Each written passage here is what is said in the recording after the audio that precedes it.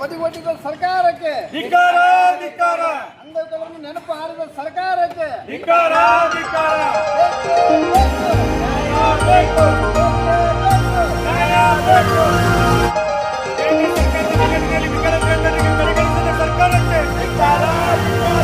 ಕೇಂದ್ರ ಸರ್ಕಾರದ ಬಜೆಟ್ನಲ್ಲಿ ವಿಕಲಚೇತನರಿಗೆ ಕಡೆಗಣಿಸಿದ ಸರ್ಕಾರಕ್ಕೆ ಬೇಕೇ ಬೇಕು.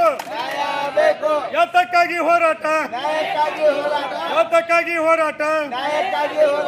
ಏನೇ ಬರಲಿ, ಏನೇ ಬರಲಿ,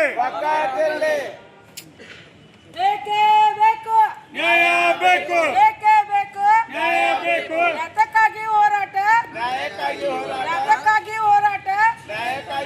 ಏನೇ ಬರಲಿ, ಏನೇ ಬರಲಿ, ಏನೇ ಬರಲಿ, ಬೇಕೇ ಬೇಕು, ಬೇಕೇ ಬೇಕು, ನ್ಯಾಯ ಬೇಕು, ಯಾತಕ್ಕಾಗಿ ಹೋರಾಟ? ನ್ಯಾಯಕ್ಕಾಗಿ ಹೋರಾಟ.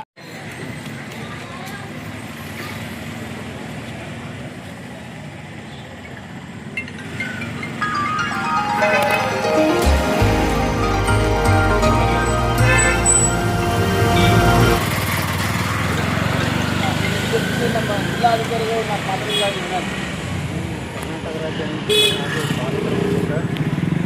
ಜಿಲ್ಲಾ ಘಟಕ ವತಿಯಿಂದ ಬಜೆಟ್ನಲ್ಲಿ ಅಂಗವಿಕಲರು ಕಡೆಗಣಿಸಿ ವಿರೋಧಿಸಿ ಅಂಗವಿಕಲರ ರಕ್ಷಣೆ ಹೆಚ್ಚಳಕ್ಕೆ ಒತ್ತಾಯಿಸಿ ಅಂಗವಿಕಲ ಹಾಗೂ ಪಾಲಕರ ಒಕ್ಕೂಟಕ್ಕೆ ಮನವಿ ಸಲ್ಲಿಸಿದ್ದು ಮಾನ್ಯ ನರೇಂದ್ರ ಮೋದಿ ಪ್ರಧಾನಮಂತ್ರಿ ಭಾರತ ಸರ್ಕಾರಕ್ಕೆ ಸಲ್ಲಿಸಿದ ಧನ್ಯವಾದ. ವಿಶೇಷವಾಗಿ ಇವತ್ತಿನ ದಿವಸ ಮೊನ್ನೆ ತಾನೇ ನಡೆದಂಥ ಕೇಂದ್ರ ಬಜೆಟನ್ನು ಕುರಿತು ನಾವು ಮಾನ್ಯ ಜಿಲ್ಲಾಧಿಕಾರಿಗಳ ಮುಖಾಂತರ ಈ ಒಂದು ಬಜೆಟನ್ನು ಅಂಗವಿಕಲರಿಗೆ ಬಹಳಷ್ಟು ಒಂದು ಆಶ್ಚರ್ಯದಾಯಕವಾಗಿ ಇಟ್ಕೊಂಡಿದೆ. ಯಾಕಂದ್ರೆ 2011-12ರಿಂದ ಒಂದು 300 ರೂಪಾಯಿ ಮಾತ್ರ ಪೆನ್ಷನ್ ಕೊಡ್ತಿತ್ತು ಸರ್ಕಾರ ಅಂಗವಿಕಲರಿಗೆ. ಆ 300 ರೂಪಾಯಿದಾಗೆ ಇಲ್ಲಿ ತನಕ ಕೂಡ ಅಂಗವಿಕಲರು ಜೀವನ ಮಾಡ್ತಾ ಇದ್ದಾರೆ. ಬಟ್ ಈ ಒಂದು ಬಜೆಟ್ನಲ್ಲಿ ಏನೋ ಒಂದು ನಿರೀಕ್ಷೆ ಇಟ್ಟಿದ್ರು, ಏನೋಪ್ಪ ನಮ್ಮ ಒಂದು ಬಜೆಟ್ ಸಾಧ್ಯ ಹೆಚ್ಚಿಗೆ ಆಗುತ್ತದೆ. ಯಾಕಂದರೆ ಈಗಾಗಲೇ ಬರುವಂಥ ಪೆನ್ಷನ್ ಏನು ಅಂಗವಿಕಲರು ಇರ್ತದ ಅದು ಕೇಂದ್ರ ಸರ್ಕಾರ ಒಂದು 300 ರೂಪಾಯಿ ಮಾತ್ರ ಕೊಡ್ತದೆ. ಅದು 1100 ರೂಪಾಯಿ ನಮ್ಮ ರಾಜ್ಯ ಸರ್ಕಾರ ಕೊಡ್ತದೆ. ಇವತ್ತಿನ ದಿವಸ ದುಬಾರಿ ದುನಿಯಾದಲ್ಲಿ ಈ ಅಂಗವಿಕಲರ ಪರಿಸ್ಥಿತಿ ಯಾವ ರೀತಿ ಆಗಿದೆಪ್ಪ ಅಂದ್ರೆ 1400 ರೂಪಾಯಿದಾಗ ಅವರು ಜೀವನ ಮಾಡಬೇಕು. ಆದರೆ ನೋಡಿರಿ, ನಮ್ಮನ್ನು ಆಳುವಂಥ ಜನಪ್ರತಿನಿಧಿಗಳು 1 ಲಕ್ಷ ಇದ್ದು 2 ಲಕ್ಷ, 2 ಲಕ್ಷ ಇದ್ದು 3 ಲಕ್ಷ, 3 ಲಕ್ಷ ಇದ್ದು 4 ಲಕ್ಷ ಅಷ್ಟೇ ಅಲ್ಲ. ಒಬ್ಬೊಬ್ಬರು ಶಾಸಕರು ಸಚಿವರದು 3, 4, 5 ಲಕ್ಷ ಬರೀ ಮೆಡಿಕಲ್ ಬಿಲ್ ಅವ. ಮತ್ತು ಈ ಸಮಯದಲ್ಲಿ ನಾವು ಇದನ್ನು ಖಂಡಿಸಿ ಇವತ್ತು ದಿವಸ ನಾವು ಏನು ಮಾಡ್ತಾ ಇದ್ದೀವಿ, ಮಾನ್ಯ ನಮ್ಮ ಜಿಲ್ಲಾಧಿಕಾರಿಗಳ ಮೂಲಕ ಈ ಒಂದು ಮನವಿಯನ್ನು ಓದ್ತಾ ಇದ್ದೀನಿ ಸ್ನೇಹಿತರು. ಬಜೆಟ್ನಲ್ಲಿ ಅಂಗವಿಕಲರನ್ನು ಕಡೆಗಣಿಸಿ ವಿರೋಧಿಸಿ ಅಂಗವಿಕಲರ ಪೆನ್ಷನ್ ಹೆಚ್ಚಳಕ್ಕೆ ಒತ್ತಾಯಿಸಿ ಅಂಗವಿಕಲರ ಹಾಗೂ ಪಾಲಕರ ಒಕ್ಕೂಟದಿಂದ ಮನವಿ. ಮೇಲ್ಕಂಡ ವಿಷಯಕ್ಕೆ ಸಂಬಂಧಿಸಿದ ಕರ್ನಾಟಕ ರಾಜ್ಯ ಅಂಗವಿಕಲರ ಹಾಗೂ ಪಾಲಕರ ಒಕ್ಕೂಟ ಜಿಲ್ಲಾ ಸಮಿತಿ ವಿಜಯಪುರ ನಿಯೋಗವು ಮಾನ್ಯ ಜಿಲ್ಲಾಧಿಕಾರಿಗಳು ತಮ್ಮಲ್ಲಿ ವಿನಂತಿ ಮಾಡುವುದೇನೆಂದರೆ 2026-27 ಕೇಂದ್ರದ ಬಜೆಟ್ ಅಂಗವಿಕಲರ ಹಕ್ಕುಗಳನ್ನು ಕಡೆಗಣಿಸದೆ ಮಾತ್ರವಲ್ಲ, ಅಸಮಾನತೆಯನ್ನು ಕೂಡ ಹೆಚ್ಚು ಮಾಡಿದೆ.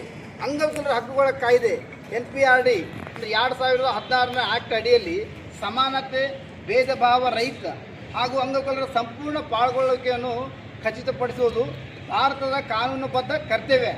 ಈ ಕಾಯ್ದೆ ಶಿಕ್ಷಣ, ಆರೋಗ್ಯ ಸೇವೆ, ಉದ್ಯೋಗ, ಸಾಮಾಜಿಕ ಭದ್ರತೆ, ಸುಲಭ ಪ್ರವೇಶಕ್ಕೆ, ವಸತಿ, ಸಾರಿಗೆ ಹಾಗೂ ಸಾರ್ವಜನಿಕ ಸೇವೆಗಳು ಹಕ್ಕುಗಳನ್ನು ಭದ್ರಪಡಿಸುತ್ತೆ. ಆದರೆ ಈ ಬಜೆಟ್ನಲ್ಲಿ ಕಾನೂನು ಹಕ್ಕುಗಳನ್ನು ಪ್ರಸ್ತಾವಕ್ಕೆ ತರುವ ಬಗ್ಗೆ ಯಾವುದೇ ಗಂಭೀರತೆಯನ್ನು ತೋರಿರುವುದಿಲ್ಲ. ದಿವ್ಯಾಂಗ ಕೌಶಲ್ಯ ಯೋಜನೆ ಅಂಗವಿಕಲರ ಉದ್ಯೋಗ ಸೃಷ್ಟಿಯಲ್ಲಿ ವಿಫಲವಾಗಿದೆ. ಅಸಮರ್ಥ ಕೌಶಲ್ಯ ತರಬೇತಿ ಯೋಜನೆಗಳಿಗೆ ಮತ್ತೊಂದು ಆವೃತ್ತಿ ಮಾತ್ರ ಅನುದಾನಗಳನ್ನು ಬಹುಪಾಲ ತರಬೇತಿ ಏಜೆನ್ಸಿಗಳಿಗೆ ಹರಿದು ಹೋಗುತ್ತದೆ. ಅರ್ಥಪೂರ್ಣ ಕೌಶಲ್ಯಾಭಿವೃದ್ಧಿ ಅಥವಾ ಉದ್ಯೋಗ ನೇಮಕಾತಿಗೆ ಸ್ಪಷ್ಟ ಸಾಕ್ಷಿ ಇಲ್ಲ. ಅದೇ ರೀತಿಯಲ್ಲಿ ದಿವ್ಯಾಂಗಜನರ ಸಹಕಾರ ಯೋಜನೆಯಲ್ಲಿ ಕೂಡ ಹೊಸದೇನು ಕೂಡ ನೀಡುವುದಿಲ್ಲ. ಇದು ಸರ್ಕಾರವೇ ಹಿಂತೆಗೆದುಕೊಂಡಿದೆ ಖಚಿತ. ಸಹಾಯಕ ಸಾಧನಗಳ ತಯಾರಿಕೆಗಾಗಿ ನೀಡುತ್ತಿದ್ದ ಬಜೆಟ್ ಬೆಂಬಲದ ಮರು ಪ್ಯಾಕೇಜಿಂಗ್ ಮಾತ್ರ.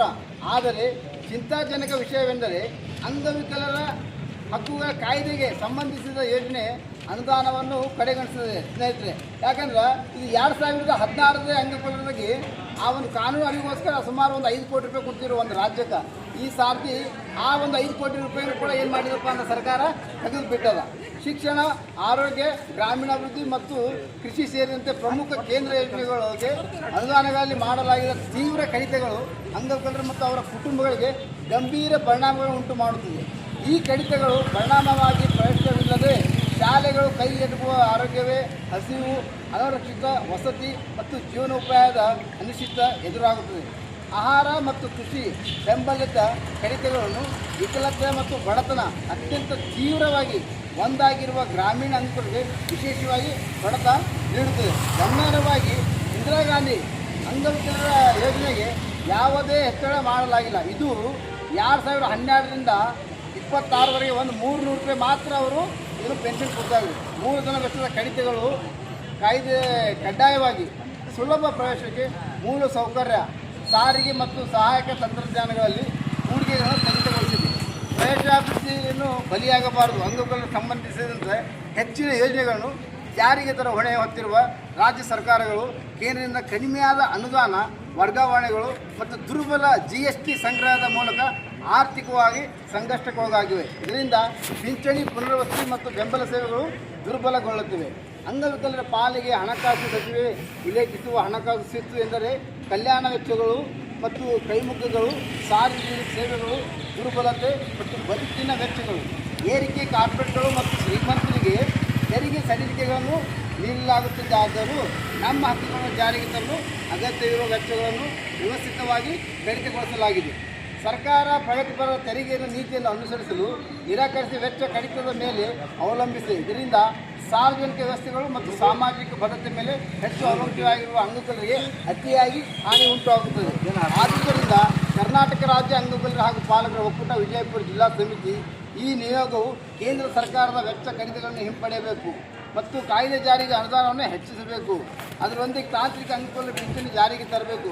ಪ್ರವೇಶಾಭಿವೃದ್ಧಿ ಮತ್ತು ಸಹಾಯಕ ತಂತ್ರಜ್ಞಾನಗಳ ಹೂಡಿಕೆ ಮಾಡಬೇಕು ಹಾಗೂ ಹಕ್ಕುಗಳಿಗೆ ಹಣಕಾಸು ಒದಗಿಸಲು ತೆರಿಗೆಯನ್ನು ನೀಡಬೇಕೆಂದು ಕರ್ನಾಟಕ ರಾಜ್ಯ ಅಂಗವಿಕಲರ ಹಾಗೂ ಪಾಲಕರ ಒಕ್ಕೂಟ ಇದನ್ನು ಒತ್ತಾಯಿಸುತ್ತದೆ. ಇದನ್ನು ನಾವು ಈಗ ನಮ್ಮ ಮನೆ